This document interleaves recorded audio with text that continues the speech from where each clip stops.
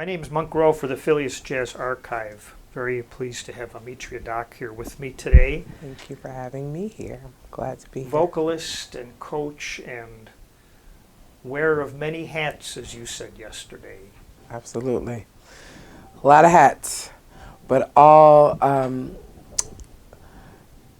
very enjoyable hats. I'm a vocal coach. Well, I'll start by saying I'm a wife, I'm a mother, I'm a vocal coach, I'm a singer, songwriter, vocal producer. So It seems like in the music business these days, and unless you're one of those people who've sort of risen way to the top, that you almost have to create your own niche. Is that a fair statement? absolutely, absolutely. I don't think I said this last night, but you have to create a mission statement for yourself, and that's something that I've done over and over again to help myself to remember why I do what I do and why I love the work that I do. And that's been something that has kept me motivated and excited about the work that I do. My goal is not to, the top, for everyone, I'm sure, is different. And so for me, the top is being able to work with people and serve others and do this work just to create. And so that's a lot of things. That can be a lot of things for someone. You're almost addressing a question I was going to ask. Okay. So I'll go ahead. If Sure. you get a student that comes to you about the age of when you entered the business, which was around 18, 19, Yeah. and they say, I really want to make it in the music business. This idea of making it, do you address that with them? Absolutely. So I have a lot of young artists and up and coming, I call them artists, creatives. Now, I have some that are really successful that are in the in movies and in television right now that are transitioning over to doing more musical things. And we sit down and we talk about, what is your idea of making it? What does that mean for you? What does that look like for you? Who does that look like for you? Who are some of the people that you think made it? You know, because sometimes what you think making it is not necessarily, I mean, is it making a lot of money? Is it doing what you love every day? You know, what is it? So we sit down and we have conversations about that. And I have some really, really intelligent kids that are way ahead of their time. So I'm blessed to be able to mentor and sit down and have real conversations about what that looks like. What does the next 5 years look like for you in terms of working on this music and working towards whatever goals you have? We sit down and we create plans and things like that. I think that's important, whether they're kids or college age, 20, 21 years old, and coming up with a plan of action. I wonder what the technology and the way music is delivered these days affects their vision. Yeah, 100%. I think it does. I think that social media, I mean, it has its value, but it also makes the creative, the artist, see something so fast. It's here today and it's gone tomorrow. And so music that artists that I loved growing up, you know, they had albums upon albums upon albums, and now we have singles. And they're here for a couple weeks, and then it's on to the next thing. And it's scary because you never really get to I feel like a lot of artists got to really dig deep and develop and evolve and become. And artists today, it's that opportunity is, I mean, you get a window and then you're gone. There used to be an art to creating an album concept, right? And which song should follow which, and the keys and all that kind of thing. Yeah. There was a lot of thought put into making an album or creating a body of work and then introducing it to the world. I think now there's more emphasis on introducing it to the world than the body of work, in my opinion. The initial event. Yeah, and it's interesting. It's like you're pushing to put something out instead of taking the time to really master and create. And so, yeah. Okay. That's my opinion. Let me ask you about your upbringing a little bit. You almost as an aside yesterday, you had mentioned your Pentecostal church experience, and that you listen to secular music sort of on the sly. Yeah. Tell me about that. So my dad was a pastor, Pentecostal pastor. And in our household, the only thing that was an option was gospel music. And that was in my early years growing up. It was just that gospel music. And my dad was a musician, so we had a lot of live gospel. And I've been saying this word all the time because it's the word that we say. It's just like vibe sessions or worship sessions where it was just live music and voices. And so that was a thing in my house. My family, my grandparents' homes, my aunts and my uncles, my dad had 10 brothers and sisters, so we had a really big family. And everyone in the family was musically inclined. Everyone. My aunts played keys and guitar, and my father played the B3 and piano, and so I came from that kind of upbringing. So in a Pentecostal church, gospel was what was central in our house. There's a lot of spontaneity in the presentation of that, right? On Absolutely. A typical Sunday. Yeah. So that concept of improv, doing things on the fly, was sort of built into you. Yeah, from early childhood. Like, if they had a guest speaker come in, my nickname is Mimi, and so my dad would say, "Mimi, come on down." There was no prep, So I've been making lists of my favorite songs since I was a kid. And that was helpful for me. I did it because I love to do it, just to have so I call it a set list. I've been making set lists for myself since I was a kid because I was always put on the spot.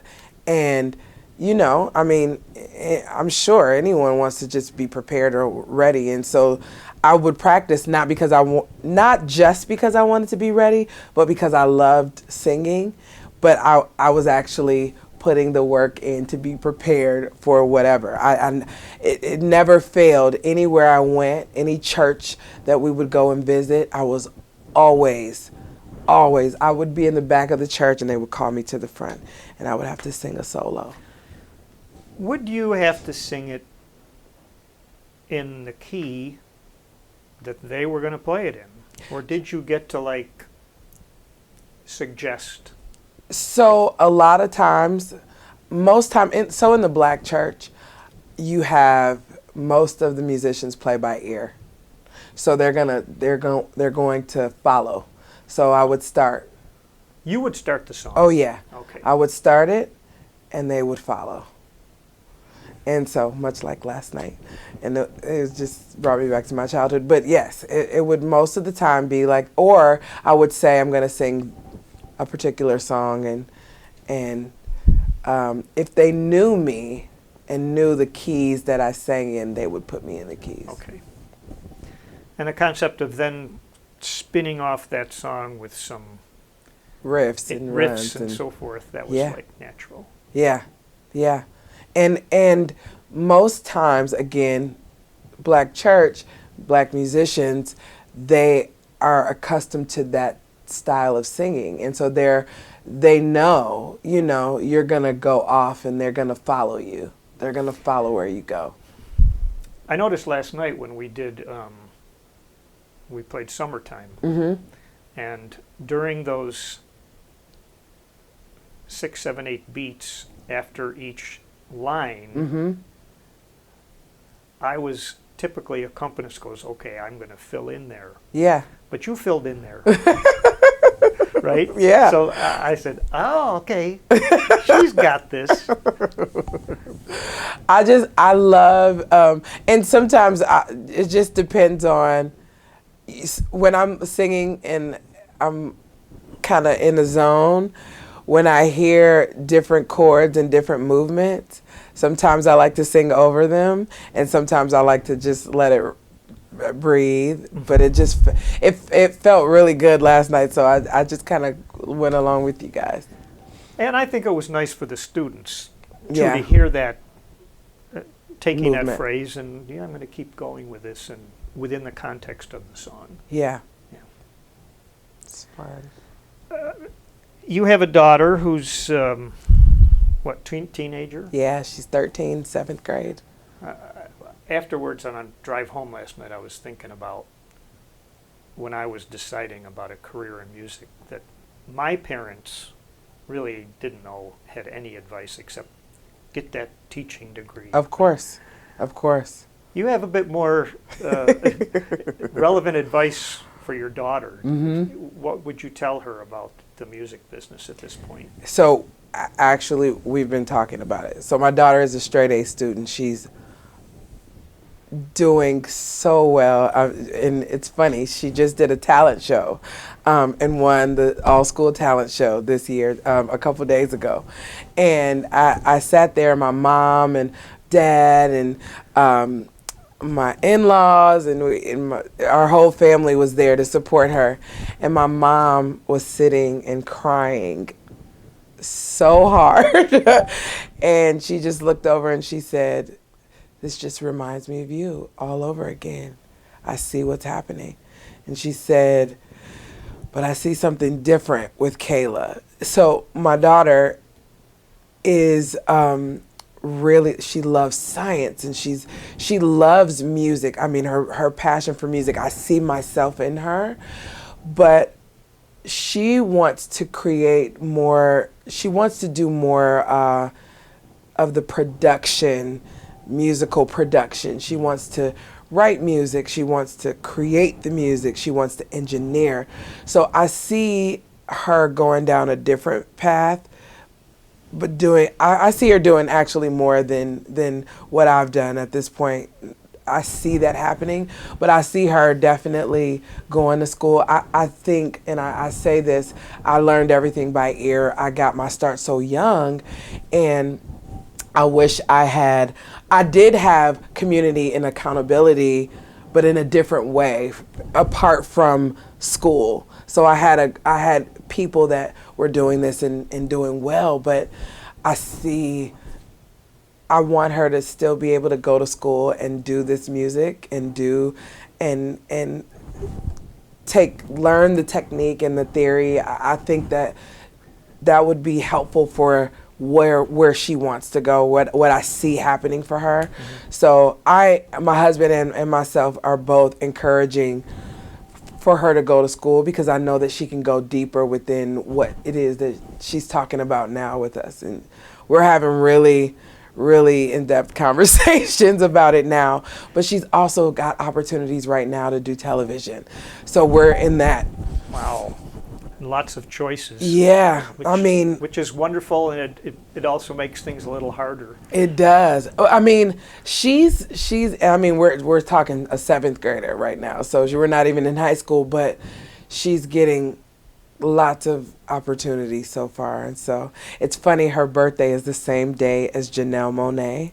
And so Janelle always, she's like Aunt Janelle. So she's always talking to her and encouraging her and, you know, motivating her. But she has the same, Janelle is doing movies and she's doing albums and touring and everything. And when Janelle says, I see myself in Kayla. It's the same, and so it's so funny. Another story. I have another young 14-year-old who was on Broadway. I started with him. He was 7 years old, and he got the part of Simba on Broadway. And so I started with him back then. He's now 14. He played Ralph Tresvant in the biopic of New Edition, the television series that came out, and he's also played in several different movies with major actors and actresses.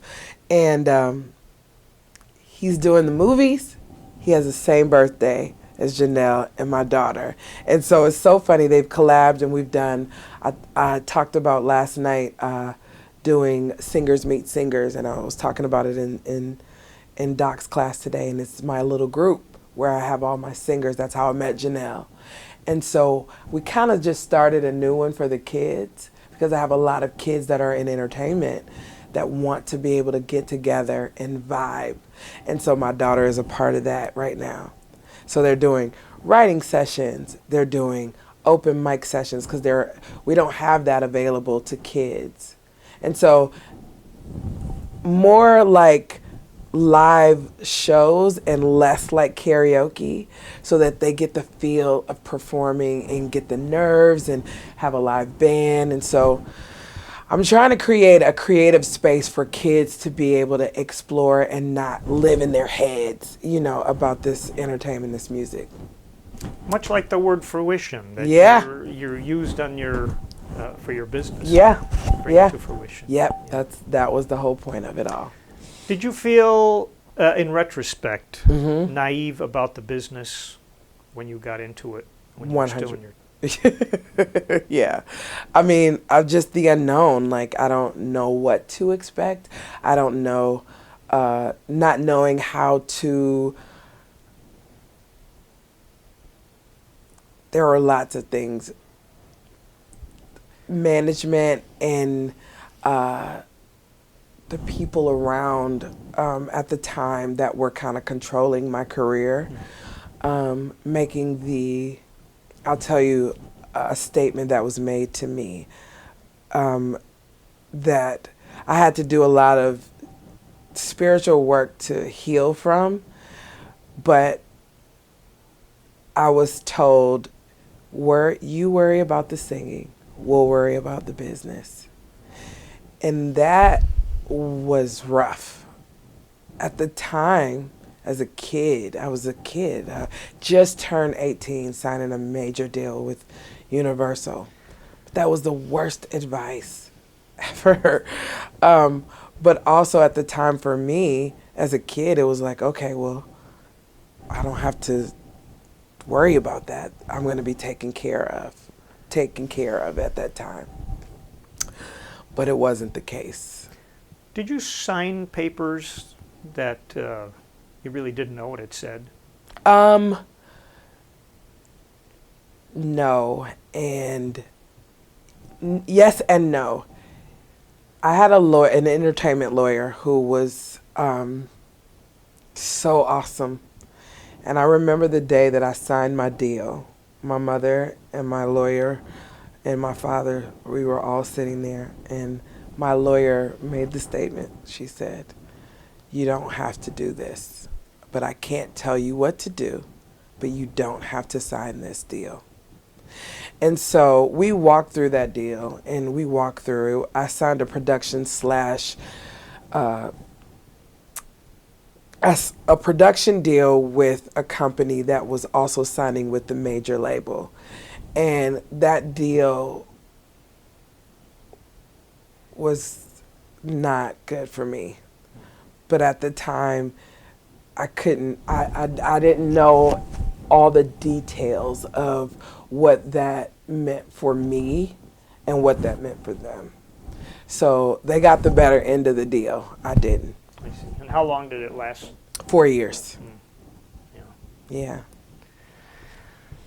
Under the category of live and learn, I guess. Absolutely. Yeah. Absolutely. Okay, let's talk a little bit about singing behind people and with people. Mm-hmm. I was able to have a conversation with Catherine Russell a couple months ago, and she talked about how being a backup singer is not for everybody, and what are the requirements For a background singer? Backup singer, yeah. Again, being a background singer, you're serving the artist, and you have to pay close attention to the way that they do what they do, the movements, the texture, the tone, matching it, understanding what they want. So a lot of the artists that I work with, but specifically to date, specifically India-Arie, our tones are alike. And so our texture and our tone and our movements are pretty much the same. So I can match her. We just did an interview the other day. We did a Sirius Radio interview, and we did a live in-studio singing session. And the interviewer stopped for a second and said, "You guys sound like one voice." And a lot of times you need to be able to match your vocalist. So sometimes she may stop singing, and I'll keep singing, and I'll cover her in places where she needs to be covered.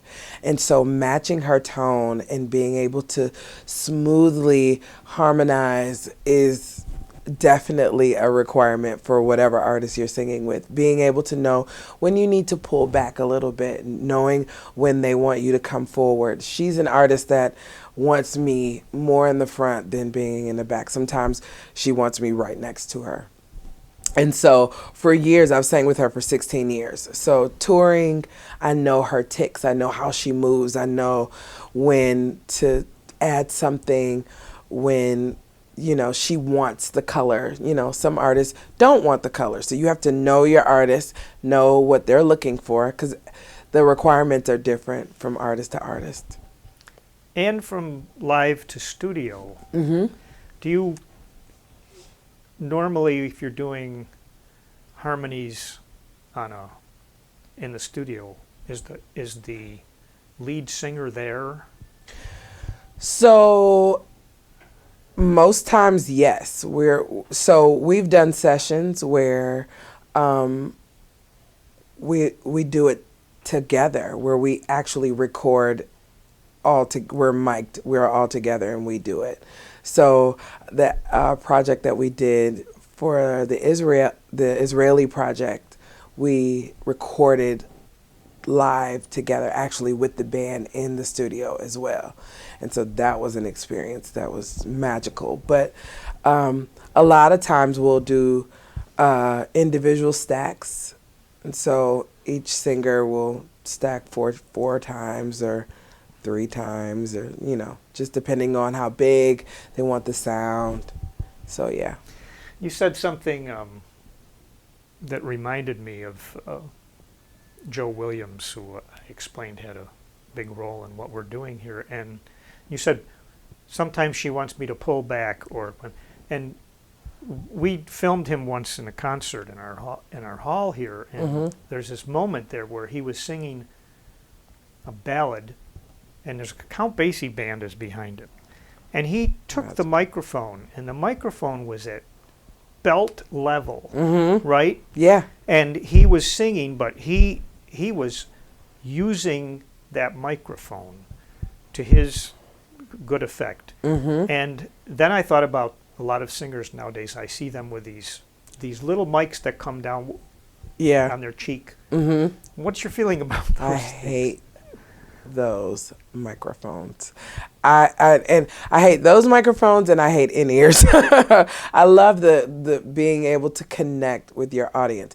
The microphones that are here are restricting, honestly. And when most of the time when they have those type of mics, it's because they're doing, their dance routines and things like that. And so they have those mics, to not be restricted in that way. I see.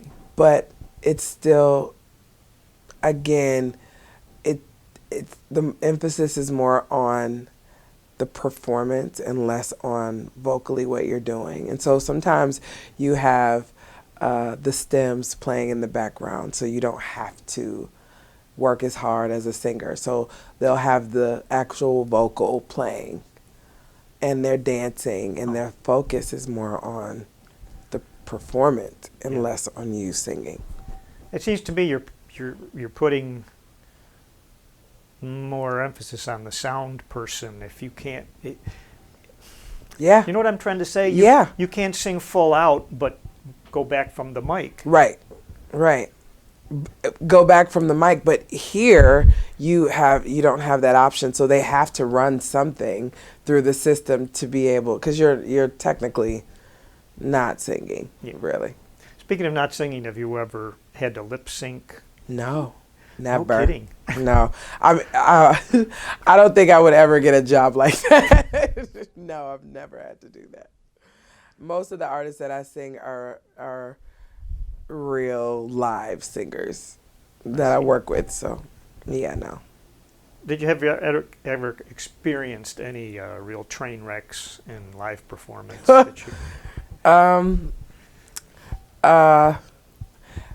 For myself or for the clients that I've had? Well, for yourself.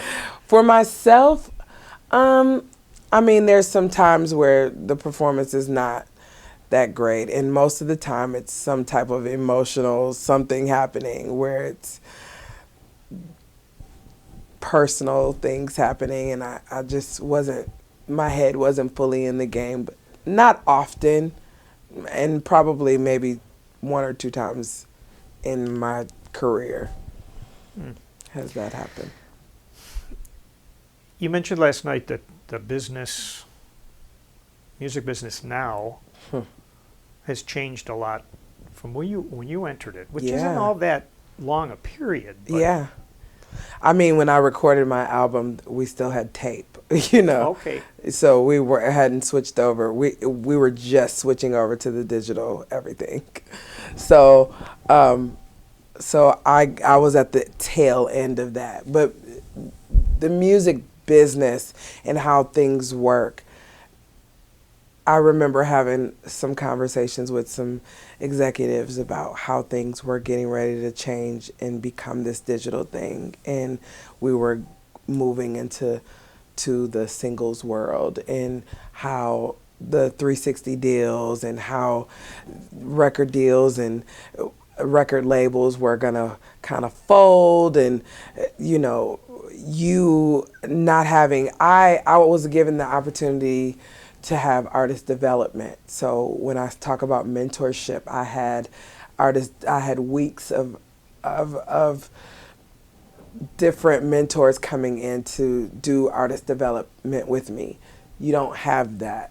Labels are not paying for artists to be developed anymore. So I worked with vocal coaches. I got a chance to really work on performance, and an actual we have, and I'm sure here we have a lot of rehearsal spaces where there's the mirrors, just much like a dance studio, but it's actual all the equipment and things that you need for an actual show. And so you're already put in that situation before actually going out on the road. And so those things were very key for me. So going out on the road, it wouldn't be foreign. Again, we don't have a lot of that here anymore. So even in my work with my company, I I'm really trying to create spaces and opportunities for people to get, if getting in this business is what you want to do, these are some of the things that you got to get prepped for, because this is, being able to rent out crossover studios is a space, and working on that. The whole logistics of traveling Yeah. is something you have to learn about too, right? Yeah. And so knowing, I mean, my first touring experience, I was given the opportunity the night before, and the next day I was on tour for 3 months. So I talk about that a lot, because I mean, one day I'm working at Hard Rock Cafe, the next day I'm on tour. I just had this image of you packing at 2 o'clock in the morning. I don't know.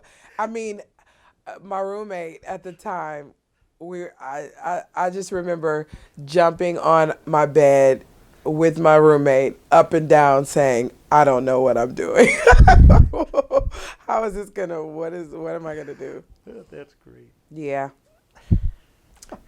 Speaking of the digital world, if someone like a rap artist or rap producer sampled you and used you in a production, do you think you'd find out about it, the way things work these days?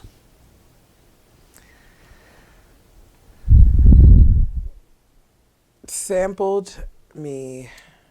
Let's say they sampled a vocal, like a riff or a run or something. Yeah. Would I find out about it? Probably yes. And that I'd find out if it went viral. And so that's the thing about today. Everything goes viral fast if it's something that people like. Yeah. And so yes, I think I would find out about it. And social media, I mean, it would hit YouTube and Instagram, Facebook so fast that you know, I would know. Can't hide these days. No, you can't. You can't. Mm-hmm. With this, I think it's a good thing. Yeah. Being taken advantage of in that way. Sure. Do singers have a responsibility regarding accompanists to make it more likely that they're going to have a good experience? What is the singer's responsibility? To what is okay? Let me see what you mean. Well, let's say you get invited to come up and sing. What would you want one of your students to be? How would they prepare for that? Oh, okay. How would they prepare to come up and sing in a club? Okay, so I work on that for my clients, and so what we do is we sit down and we choose a set list for the types of songs, knowing so there's a lot of work that goes in. We have to think about where you're going to perform, where you want to perform. So the types of clubs that you're performing at. We have an open mic club that is more singer-songwriter feel, and so it's more guitar and piano driven. And so the types of songs that they sing at this particular club is more singer-songwriter, as opposed to another club in the city that's more like pop and R&B and soul. And so it's about knowing where you fit, knowing, you know, I wouldn't take one of my soul songs and go to Eddie's Attic in Atlanta because it wouldn't fit there. But I could go to Eddie's Attic and I could sing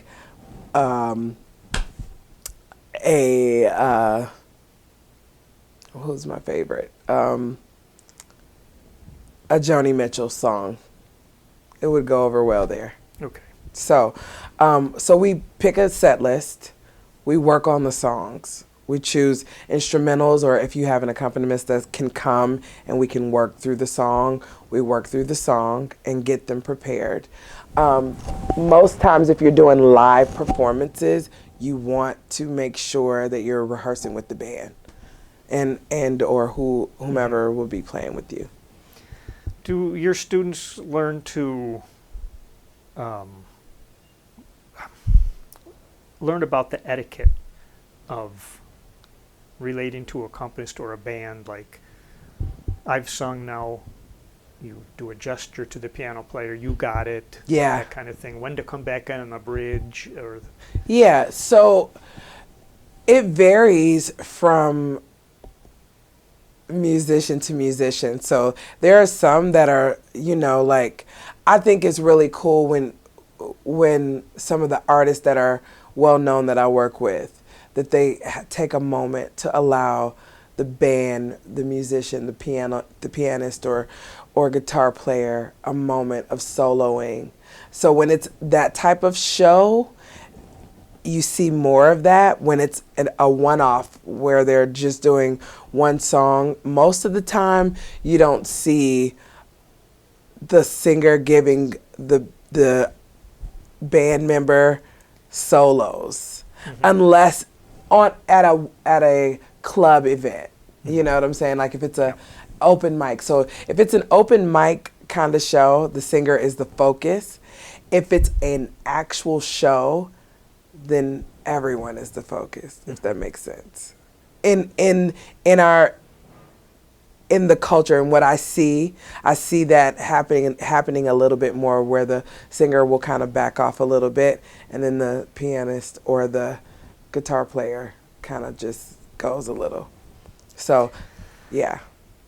have you ever had the awkward situation where someone comes to you, maybe you get the feeling that they're coming to you because mom wants them to really, my daughter, and the young person is not blessed with a voice. Yeah. Yeah. What do you do? So most times, for me, when I get a parent that has a child that they feel like they've got something, we do an assessment. And so with my kids, I generally don't like for the parents to be in the room because there's so much anxiety when a parent is there. They're not free to flow. And so initially, though, I let the parent stay in because sometimes I've never heard what the child sounds like prior to them coming to me. And so I have little things that I do, just like, improv exercises, as well as checking if they can match pitch. And that's a huge one, because if you have a child and you feel like they have the emotion but they can't match pitch, that's a huge problem. And most of the time the parent is not a singer.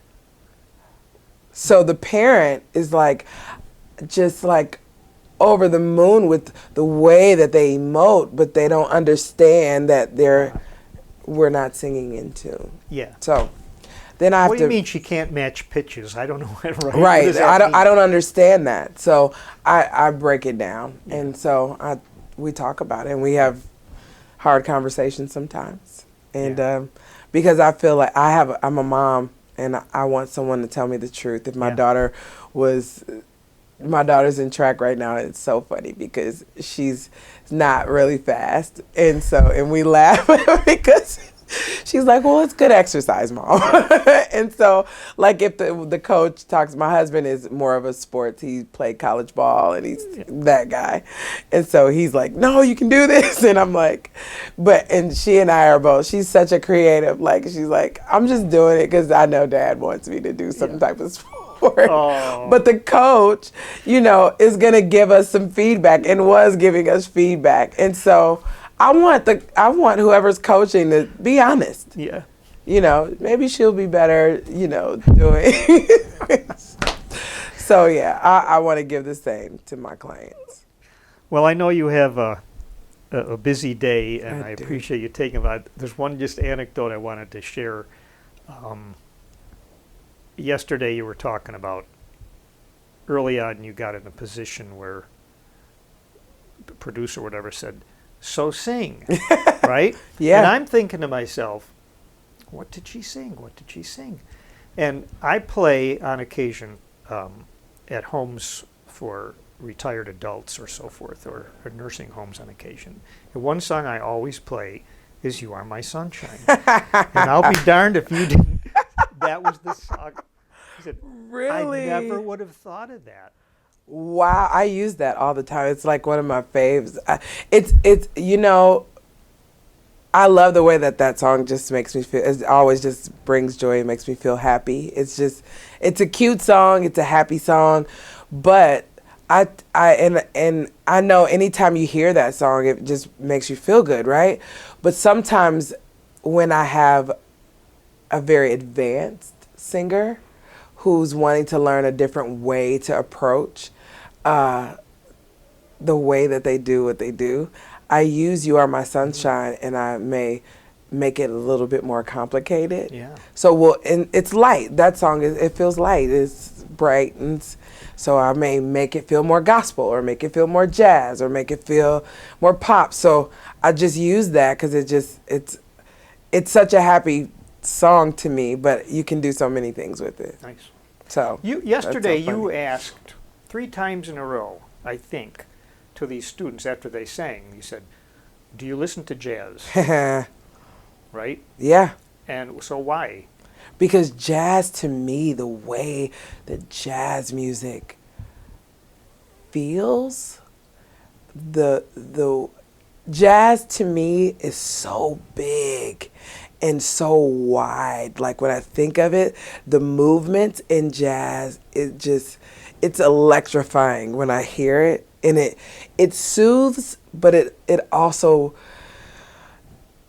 it gives so many different emotions, the way that jazz music makes you feel. So like I feel like if you're a singer and you don't listen to jazz, I think that's kind of like foundational. Like jazz, gospel, blues, if you're just a pops, like that's the start. That's the start. Just bottom line. Okay. So. Well, here we are in our jazz archive. I think that's a good way to end, a good note to end on. Thank you. Thank you very much for your time. Thank you so much for having me.